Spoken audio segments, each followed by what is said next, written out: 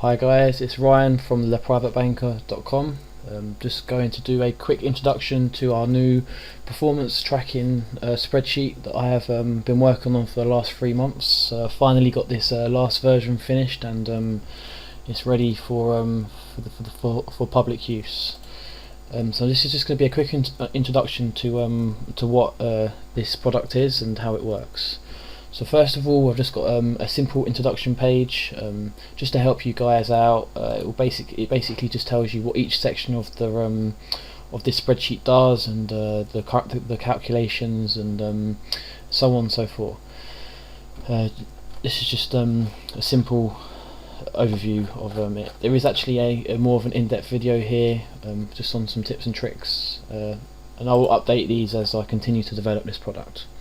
So first of all, this is the actual graphics overview, and I'm just going to run through this quickly on how it works. So this is this is formulated from the data that you put into the spreadsheet to form this quick overview to show you your performance. So from the top we have the statistics area up here, and obviously these are numeric. This is not a graphic view. And this shows you from the top, obviously the week 1 to 12. This spreadsheet is also a quarterly overview. I mean, I will be developing a yearly overview for this spreadsheet as well, so you can track your yearly performance. But for the minute, to keep things tidy and the calculations obviously not huge, I've just done it for a quarterly basis, which is obviously 3 months, which is more than enough to, if you trade every day, to form a performance overview. So like I said, this is the numeric bit, and obviously you have week 1 to 12 and the total trades you had for the week, so you can see if you're over trading or not, or if you're actively trading. The second one is the total points gained or lost. I mean, this is for crude oil, so this is in ticks. So for this example week, we made 385 ticks.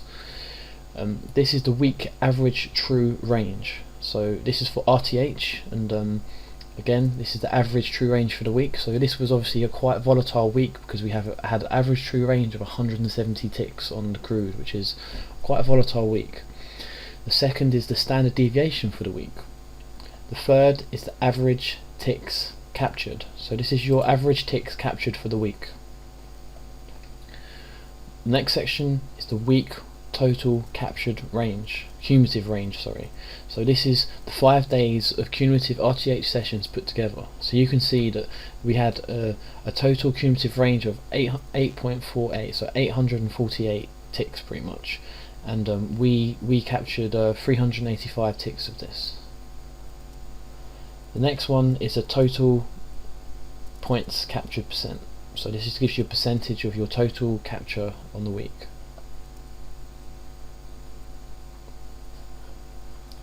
Next, we have the cumulative week running performance with commissions. So what this shows is, from a weekly standpoint, your performance. So this is the first week, second week, third week, 4 week. I have 4 weeks on example on this current spreadsheet. We have 2 lines here, a red and a blue. The red is your running performance in ticks, and the blue is your running performance with commissions. So I mean, this shouldn't affect you too much on these products, but if you're trading the micro products, then you'll see the spread difference in your account. But this does show you that if you're just getting chopped up in the market, breaking even, and you're getting drawdown on commissions. I just thought this was an important statistic to also track. The next is a graphical display of the RTH outcry daily ranges versus the points you captured on that day. So for example, on this day we can see that we had a roughly 130 tick range, and I managed to capture 140 ticks. So the whole point in this is to gain a benchmark to lean off of. I mean, saying that we want to make 100 ticks a day is just not feasible. I mean, some days we just don't see the opportunities. So this is a professional way to track performance from a benchmark statistic.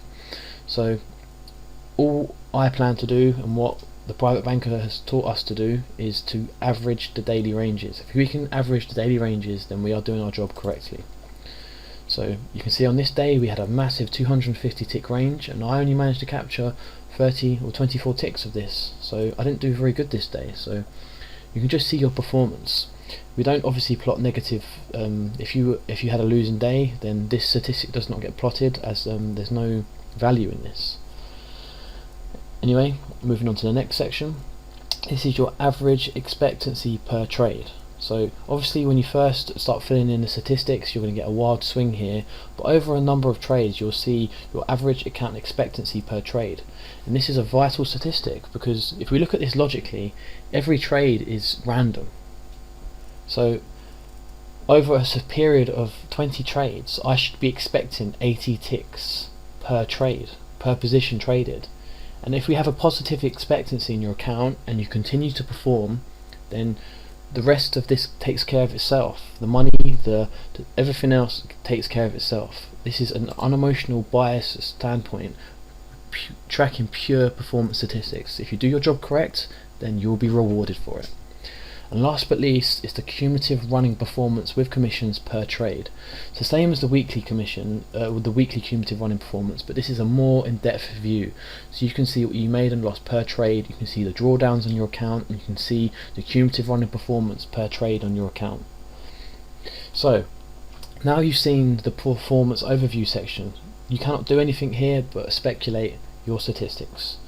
So let's see where you put all the data. So if you go down to the day records, this is where we put our data. So first of all, you want to put your commission, how much you're paying per round turn on the product you are trading. So currently I'm getting charged $4.80 per round turn, including all the fees. I mean, your broker might say you're getting charged $2 per side, but with NFA fees and super static dome commission fees, I'm paying $4.80 per round turn. So you want to put your commission fee up here. Next, I'll explain how to put the data input in. Everything you see in yellow is automated calculations, so you don't have to do anything here. But so what you do need to do is obviously input your data for the day. So you put the date you traded, the quantity of the trade as a whole total. I mean, if you start to add to your position like I did on here, then you have to adjust the quantity for the trade. So I traded 6 contracts overall on this position. So again, the date, the quantity for the overall trade, the position, long or short. You put your entry, your predetermined stop, and then you can start to add your first scale, your second scale, depending on how you manage your position.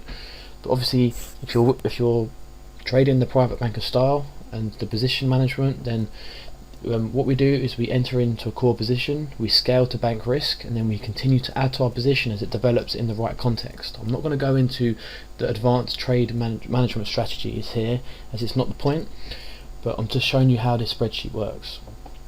So again, I added to my position to a full size at 106.23 with a stop at 106, and then you put your scales. I mean, this is just an example, so this is not filled in correctly. I just made this up so you could see how to use it.